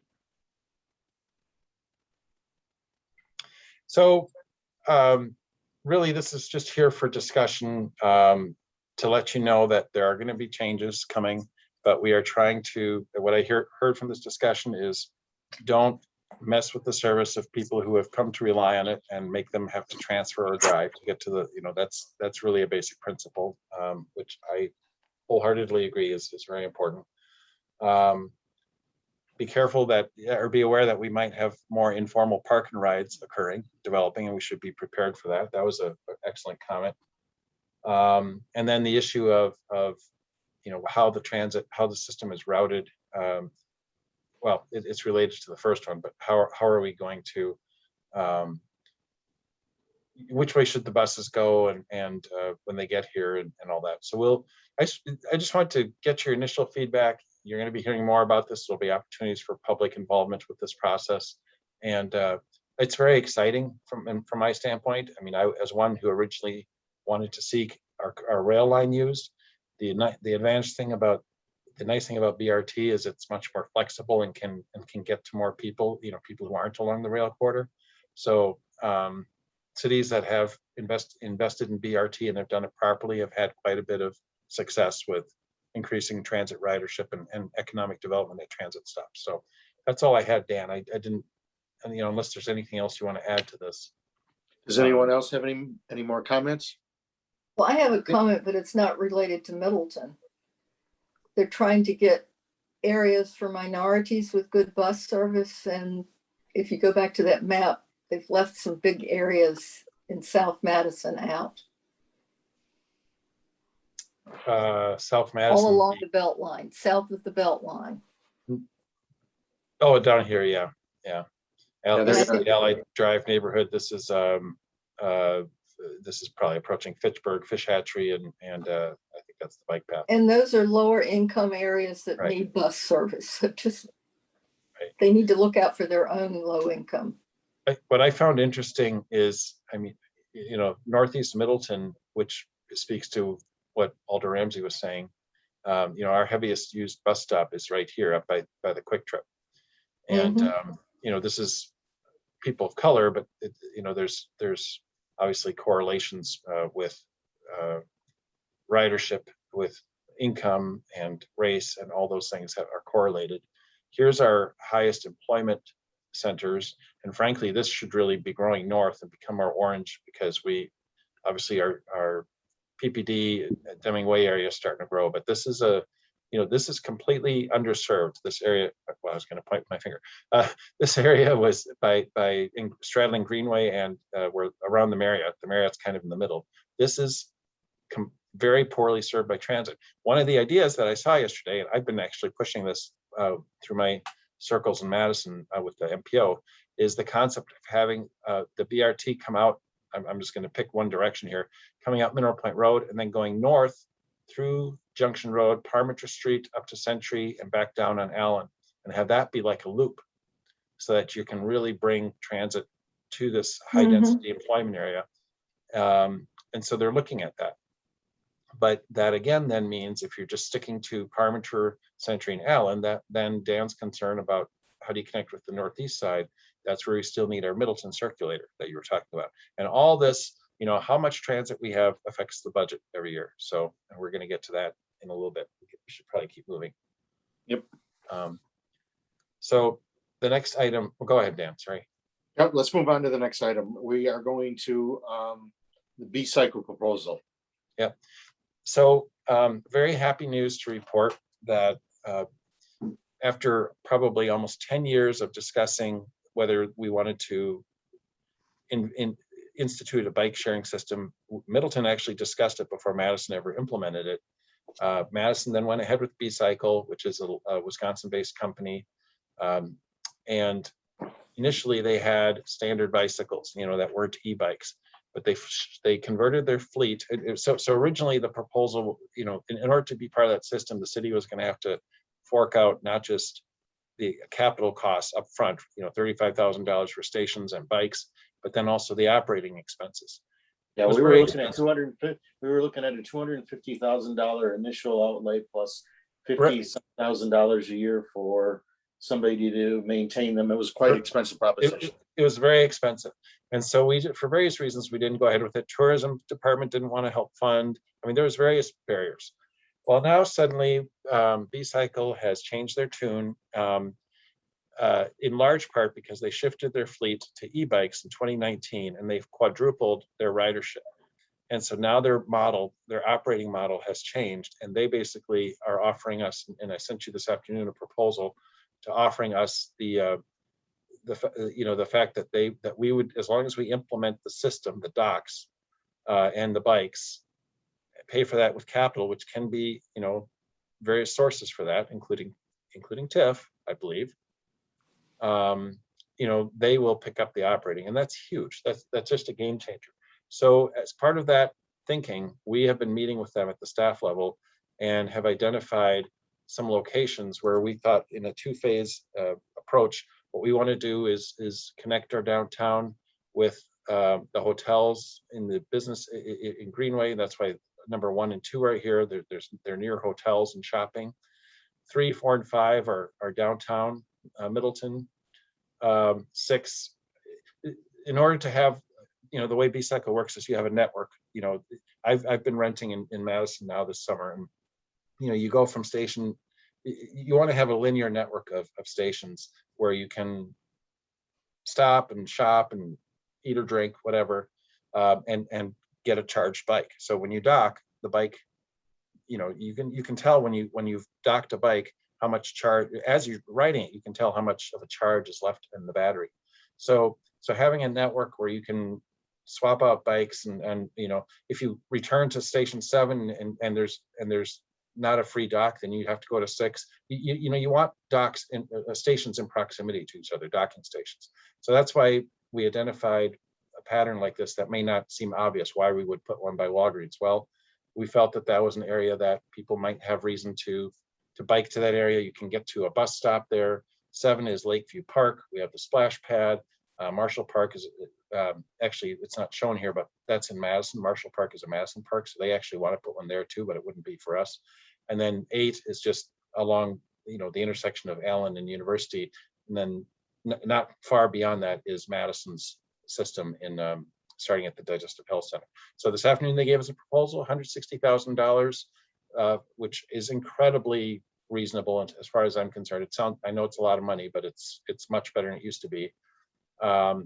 So phase 1, 160,000. We would like to request as much tourism funding for that as we can. We have to shop this to them as well.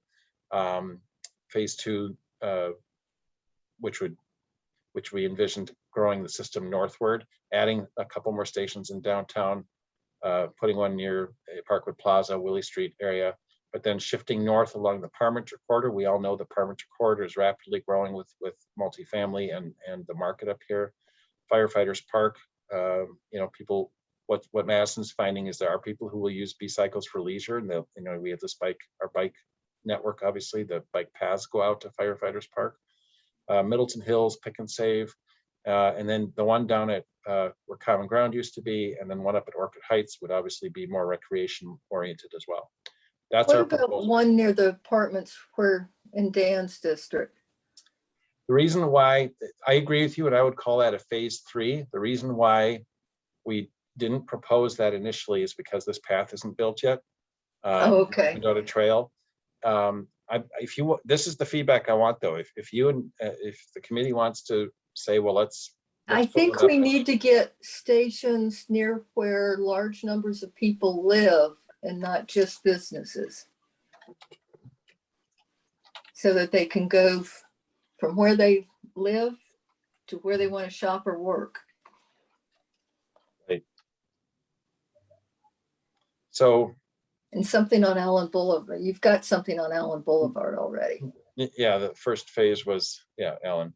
I mean, and that's the other thing. We wanted to target this. I mean, all of Madison's not served by a B-Cycle network either. I mean, you have to start somewhere. And we thought initially it makes sense to do, to focus on our downtown and learn from how Madison's B-Cycle system is working. And some of this was guided by B-Cycle folks too, what they thought would make a good network. Here So is Mark, Madison's. a couple of questions Yep. is with B-Cycle, is most of the ridership for leisure tourist type ridership? Is that why They, Mm-mm. the No, list they gave you the, I'll get you that. They have, I don't remember what I included in the packet. I probably didn't give you that much background. I have all that at my fingertips. They have survey data. They know who their riders are. I'll get you that, Dan. Yeah. To show you how this works, here's the closest station in Middleton, and you can, oops, sorry. And you can see the spacing here, these blue symbols. So this is the one at Digestive Health. There are 12 e-bikes available, 3 docks open for parking. So if I bike out from campus, and this is what Lisa and I did, we drove to the B-cycle station and then biked all the way to the east side of Mass and mostly along bike paths. It was wonderful. But when we returned, and this happened to me the other day, not at this station, but somewhere else. When I returned, I got to a place where there was, okay, so this is 12 docks open for parking. So in other words, no bikes are available. So somebody who is here right now in this area, if they come out of UW hospitals, like, oh, I want to grab my bike, there isn't one there to take, unfortunately. And so what Madison does as part of their maintenance is they rebalance the system. So they're aware of this, they have this all, it's all computerized, obviously.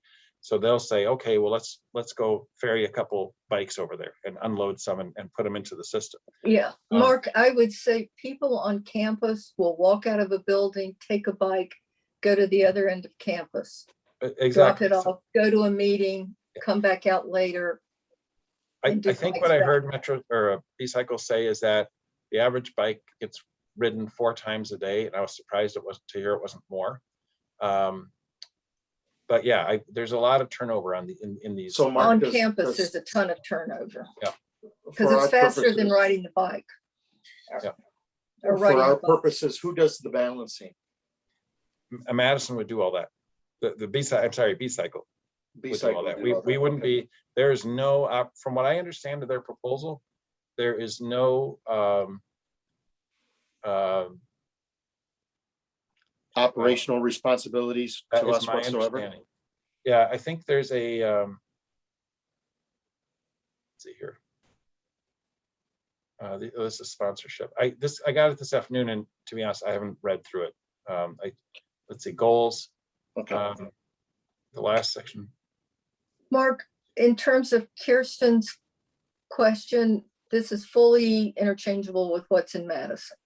Yes, so she did not know the details and, probably didn't look at the packet. I understand her concerns. Kirsten, Ella, for your benefit, is one of our most active citizens who provides comments, oftentimes very constructive.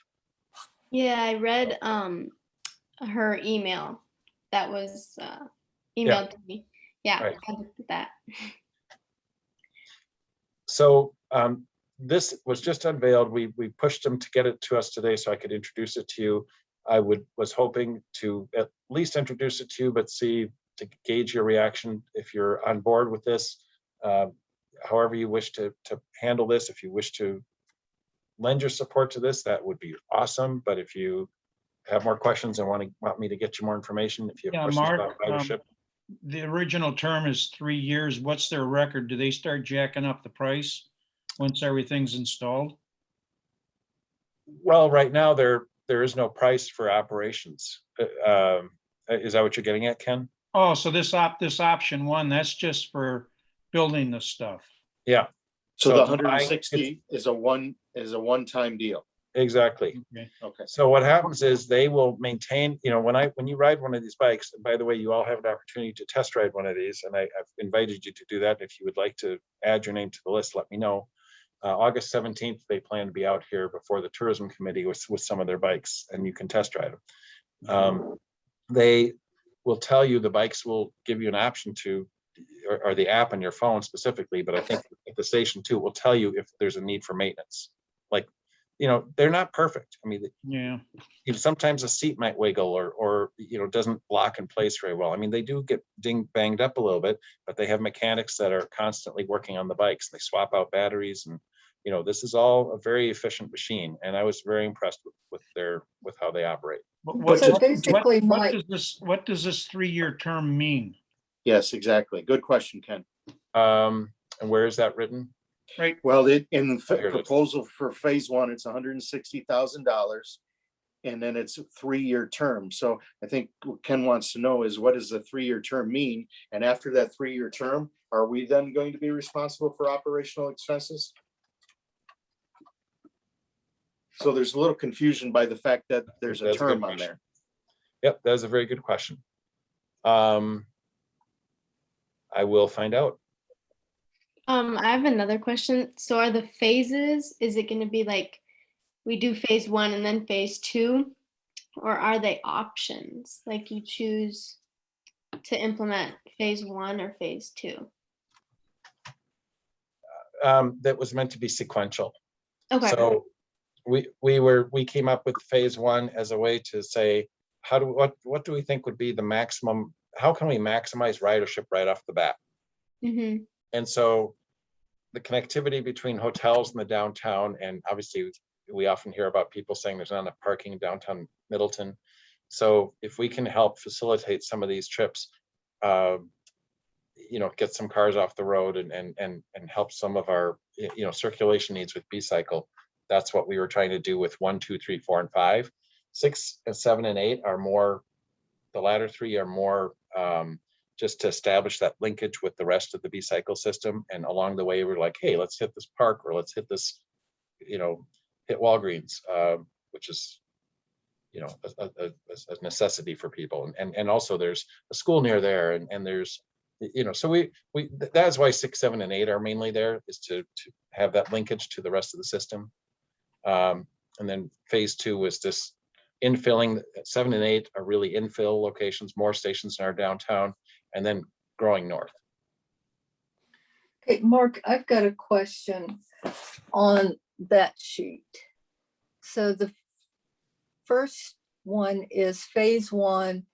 They're referring to, we put in the stations because they don't own the land and they don't want to do that part. They maintain all the bikes and provide the bikes and get the fees from renting the bikes. Right.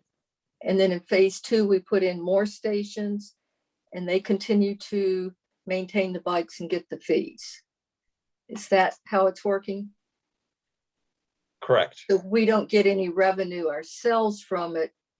You're just supporting a B-Cycle way Right. of getting around. Exactly. I apologize that I did not put this in your packet. This is the email that came with it, and it might be hard to read on the screen. Jim, are you able to see that or not? I can't very well. You can't. So I don't know how to blow it up. So what it's Well, saying, oh no, I wait, have here's an a zoom iPad. button. I'm sorry. There's a zoom here. That's not going to help, Mark. It's the little tiny iPad. Okay. Yeah, it does help. So maps and quotes for phase 1 and 2. Brief overview, which includes rider statistics. Also attached, you will see a breakdown of sponsorship and advertising options for companies interested in on-bike advertising. So that's the other thing. They make money by selling sponsorships, and there's some revenue stream for B-Cycle there. We wouldn't get any of that because we don't have skin in the game with operations, and that's fine. I personally don't have a problem with that. I mean, it's we don't want to get into that. Exactly. So they would manage all that. It is important to note that B-Cycle will provide all system maintenance and operations for this proposed plan. Any sponsorship funding will go to B-Cycle to support ongoing operations costs year over year. Entirely reasonable as far as I'm concerned. So I don't know why the term, I was hoping the term answer was in here. It's not. And that's something that I can guarantee you Finance Committee will want to know and understand. And they should, and we will get you that answer. I don't know why, I just hadn't seen it because this came right before the meeting and I had airport commission, so I couldn't read it all. I will find out. The power, the city then pays for the electricity for the powering stations, the charging stations, I assume. Yeah, that's a good point. Yeah. Well, and they come with solar. They are making them increasingly with solar options. Okay. So Mark, we need to know all the little nitty gritty pieces of what the city will actually be paying for. Right. And what B-Cycle will be doing. And it looks like we've got plans for two different phases in terms of location of stations. And it sounds like we also would want to know, once those terms are over, what happens. And it kind of would be, I guess, based on what's happened in Madison so far. If Right. they're at the end of a term, what happened at the end of that? Did they just renegotiate it, or what happened? Right. So. Yeah, So I think as a concept, it's kind of an exciting concept. There's just some holes in the proposal that we're not understanding.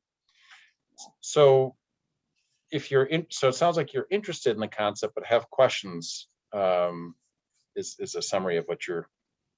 I think that would be a fair statement. Does everybody agree with that? Yes. Yeah. Mark, did you mention what their usual ridership is? I mean, what is the demographic? Why are they using the bike? Is it for leisure? Is it for shopping? Is it to commute to work? I have all that. I've seen all that. I've heard presentations on it. I just don't have it at my fingertips. I think it probably is going to vary with where it is. So like I said, at the university, you're using it during the day to get between buildings where there's no parking and slow buses, versus other people could use it for leisure. Well, to some extent, we're going to have to assume that it's used for leisure and getting around to shops and what have you, if we're going to ask tourism to invest. Right. And I think in Middleton, leisure would be more of an use than going from one business to another or one building to another. Does it sort of mimic the trolley route too, a little bit? Does that? Yeah, a little bit, but the problem with the trolley is it's not demand responsive. Right. You know, that's why I mean, I think this is so much better than the trolley, because it's you know, you can hop on it whenever you want. Yeah. So, Except in December. Yeah. Yeah. Can you ride these bikes in the Conservancy? that is a policy decision that is frankly why I initially at the staff level said I don't want to emphasize one at Orchid Heights Park or even at Common Ground, because I was trying to discourage that. But yeah, that needs to be discussed at Conservancy lands, and we have discussed it, and I don't remember what we came up with. But here's I've come around and said, I mean, we allow bikes in the Conservancy. Why should we make a distinction between if it's you know, I mean, the issue is speed and safety, right? And right. these bikes do not, I mean, Mark, I think on Conservancy lands, when we were discussing this, it was an issue of speed and that we couldn't restrict motorized vehicles. We've maybe already decided this issue. This has been decided. I don't remember the exact terminology, but at License and Ordinance, we went all through this with Matt Fleming, because there was some legalities about what we could and couldn't do. So I don't want to state exactly what the ordinance says, because I don't remember exactly, but it is in our ordinances. We have discussed this. Right. Okay. And Yeah, off the right, top yeah. of my head, I think that they can be, I'm pretty sure that they can be used in the They can be. Conservancy. Yeah, they can be. can. Yeah. That I'm fairly certain on. Yeah, I just don't remember the exact wording of the ordinance. And so these bikes have a nice little bell on them. They have a little ding with your left hand and a battery indicator. I mean, there's a basket for a water bottle, a place to mount your cell phone. I mean, these things are very simple. And the ding, the bell, you hear that a lot in Madison when people are biking, that you just get a nice little ding, and it's awfully handy to be alerted to, you know, alert others around you. So I think That Ken, would be gives- nice in the Conservancy. I can refer to that later on the issue I want to bring up. Okay. So I will get you more supporting information about, we have, I was doing a search for it. I could not find it quickly, but we have, B-Cycle has put together presentations showing who uses it, how they use it, etc. And I will get you that. What would you like to? Just for your benefit, I polled the Conservancy Commission on Aging, and a lot of them were in favor of this proposal. A lot are in favor. We're in favor. Basically, you know, as you get older, it's hard to pedal a lot of these bikes, and the more you look out when you see people coming past up and down the streets, it's older people riding these bikes. Yeah. Lisa my wife was very skeptical and so I basically said, hey, let's get a membership for a month and try it. She loves it. Yeah. You can, what I do is you can still pedal it like a regular bike. And frankly, it's amazingly easy to pedal without the E feature. But when I approach a hill, I turn it on and I get that little extra boost, and it's a game changer. So they're very easy that they ride like a regular bike. So Mark, could you get Matt Elmanson to provide us the information for what's allowed in the Conservancy? Okay, so how about this? In the interest of moving on, would you like to just have the consensus be the committee expressed enthusiasm for this concept, but has several questions, but would like to know? Okay. I think that's a fair statement. I had one question about location number 3 at the Capitol Brewery. Is this going, it just surprised me with how many bikes were going to be there, that is this going to encourage people to think, oh, okay, I don't have to, I can't drive home, I can always take a bike. You mean drunk biking? Right, drunk biking. I'm pretty sure you can get ticketed for that. You can. You can get ticketed, but it doesn't happen very often. No, but you're also not driving a metal box on wheels that weighs 4,000 pounds.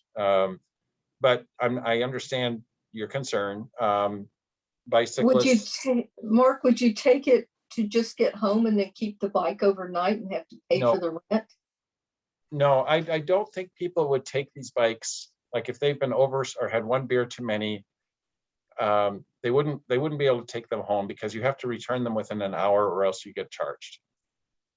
So or what about the people who have had one too many and they say, come on, let's go out for a joyride?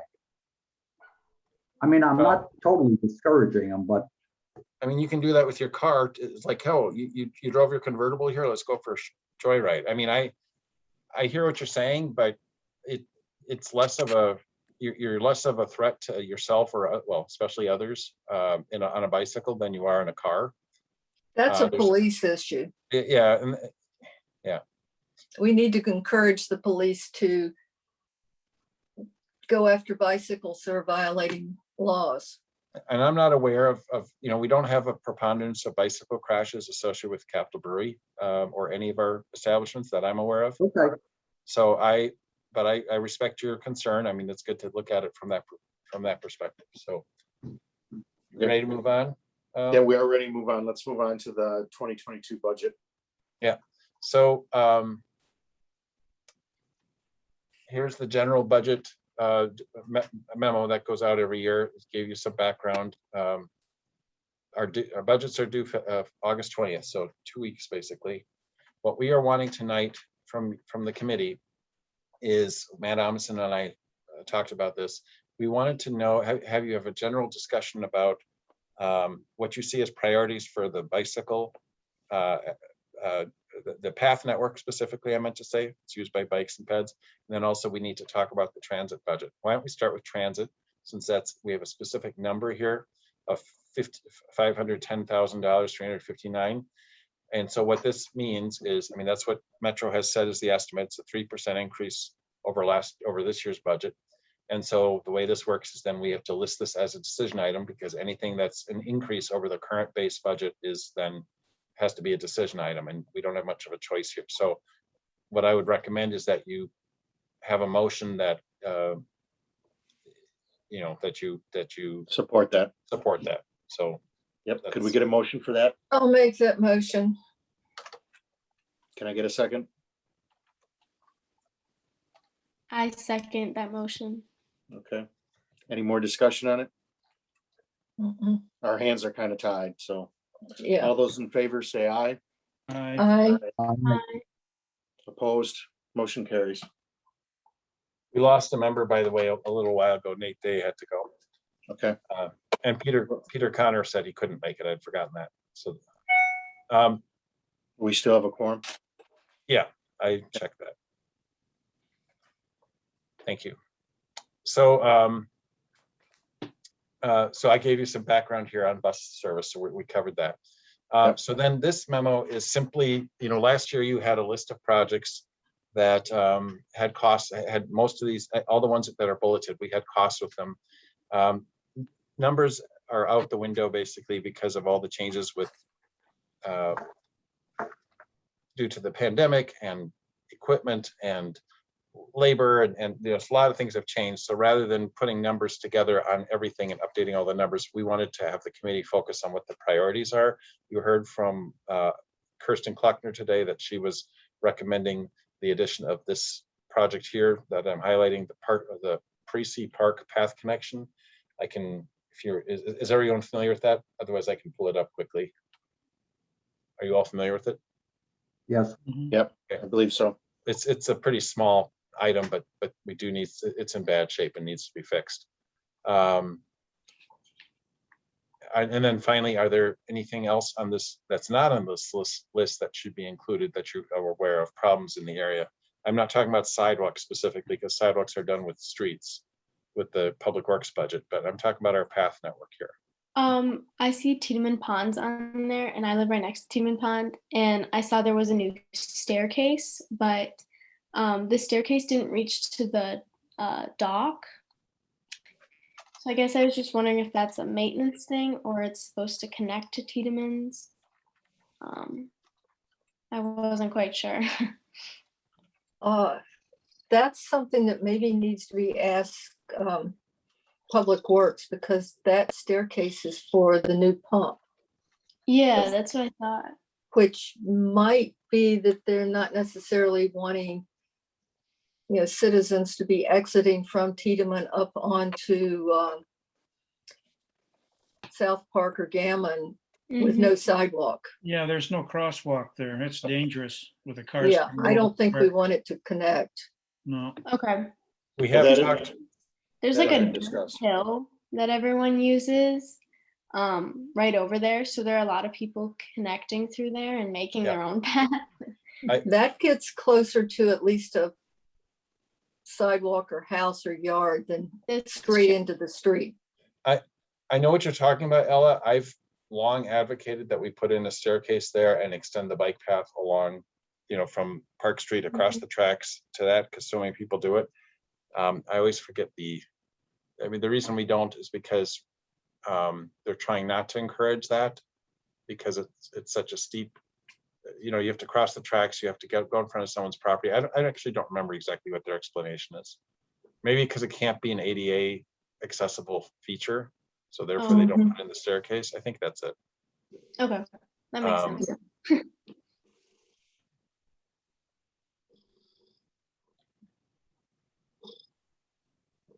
So Mark, are you looking for a priority list or what? Yeah.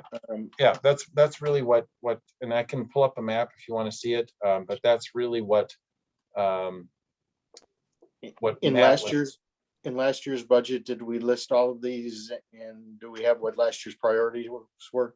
we did, and I told Matt he didn't want me to put that in there, and it's like it's going to come up. Yes, it is. So I should have just not listened to him. Let me just see if I can find it quickly. Let's see, this is capital budget requests. Oh, that's not going to be it. Well, maybe it is.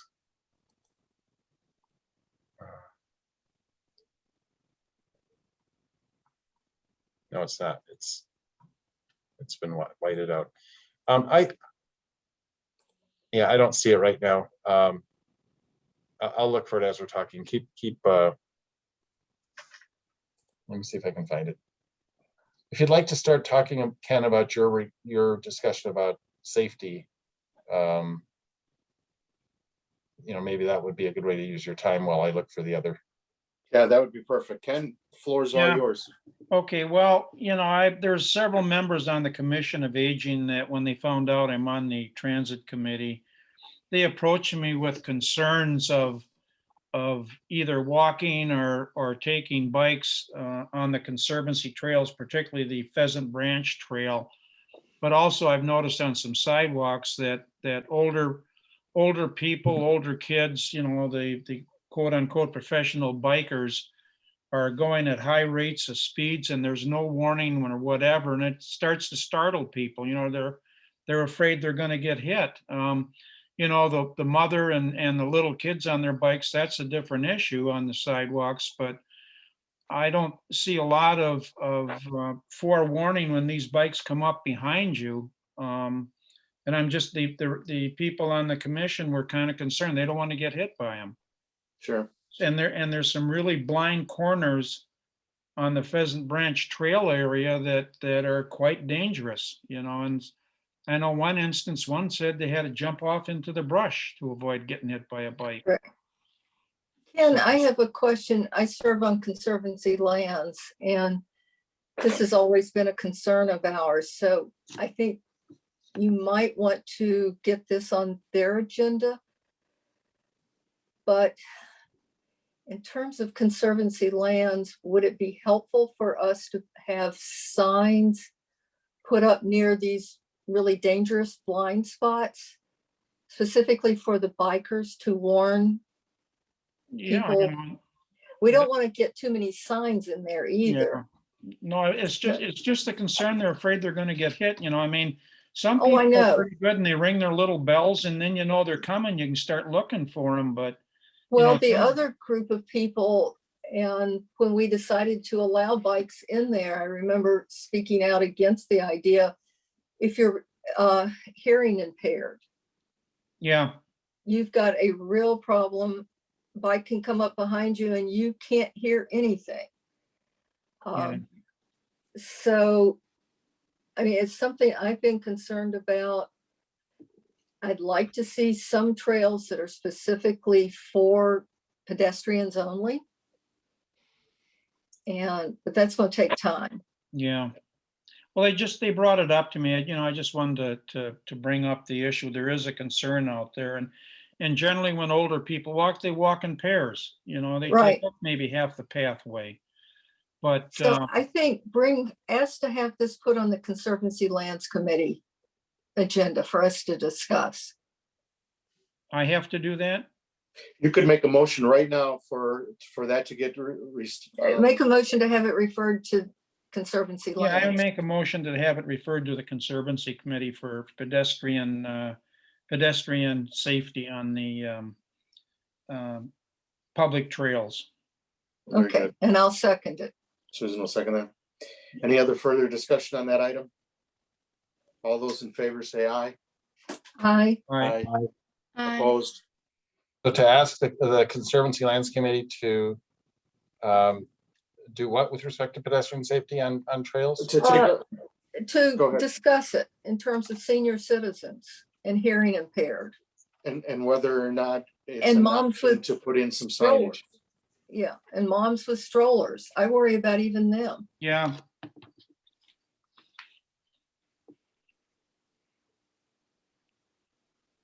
Maybe Did you get that, Mark? trail use and Yeah. etiquette and all that kind of stuff. All right, I will, yep, I got it. Thank you. So I found is that it on that item? Yes. Yep, that's it. Okay.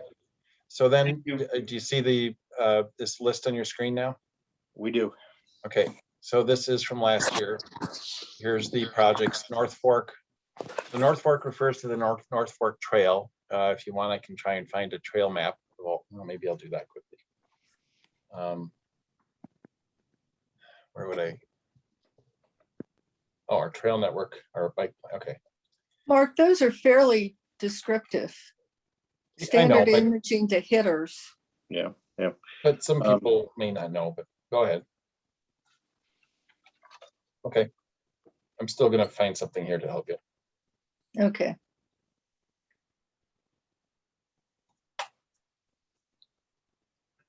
But yeah, that's the list from last year then, so.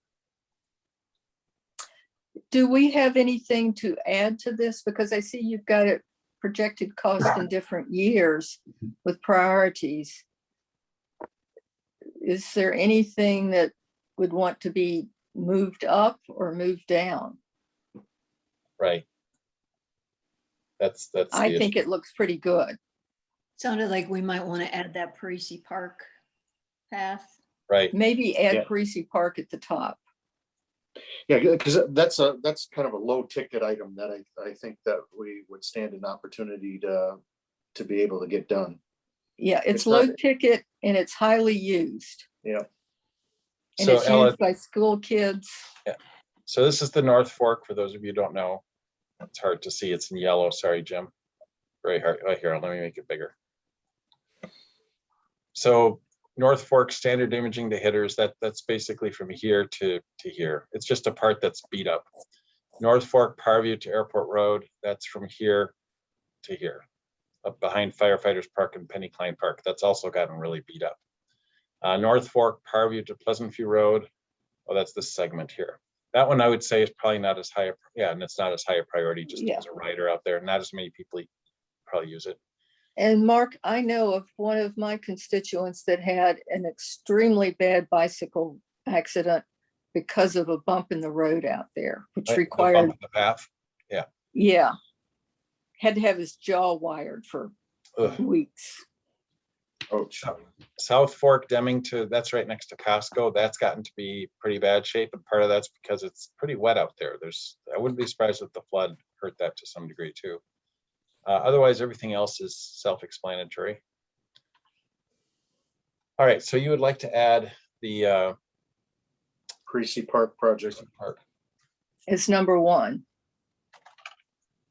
BC Park / Park Street connections. Top priority. Okay. And then what's And then- next after that? I'm happy with the list as is. Yeah, so am I. That makes it easy. Yep. Is that you want to do that in the form of a motion, I guess? Is that a motion, Susan? Yes, A second I'll for the second motion? it. Okay, we have a second. Any further discussion? All those in favor, say aye. Aye. Opposed, motion carries. Very quickly, because I know the hour's getting late. Let me just find where my packet is. Imagine doing this all on a laptop. next item is, Future meetings virtual or versus in Oh, person. The When I council put is that on already, there, we now Yeah. have other guidance. I mean, yeah, basically. the council has already taken care of that. But I mean, the other reason I kept it on there was just to see if you had any, in the future, how important do you want to prioritize meeting via Zoom versus once we do have the flexibility to go back to in-person meetings? Every committee is supposed to have that discussion. So I'll leave it up to I you. would like for us to stay safe and do virtual and not have to do so many flip-flops back.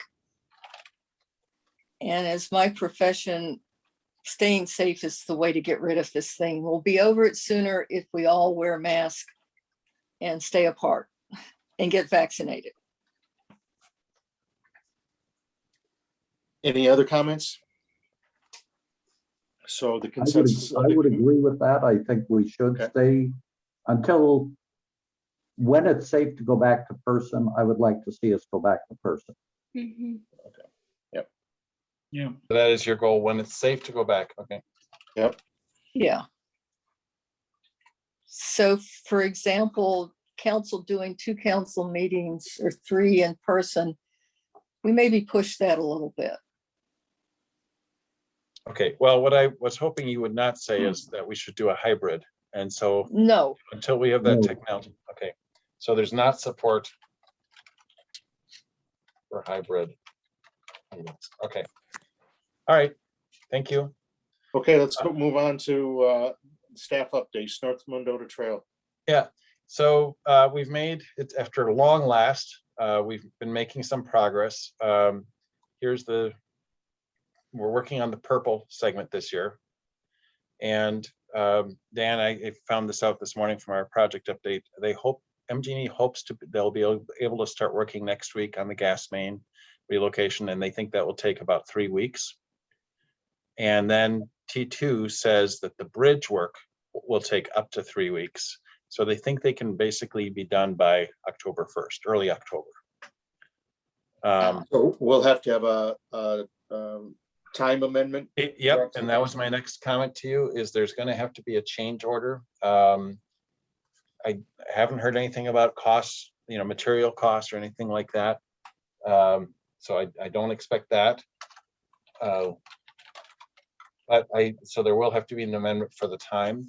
Okay. I do want to say that there are some incidental expenses that we are incurring for, like that the city crew has to fix a manhole valve or manhole and adjust this valve and all that. And so that happens with this project. It happens with every project. So there's been some, few $100 here, $60 there, crescent lighting, things like that.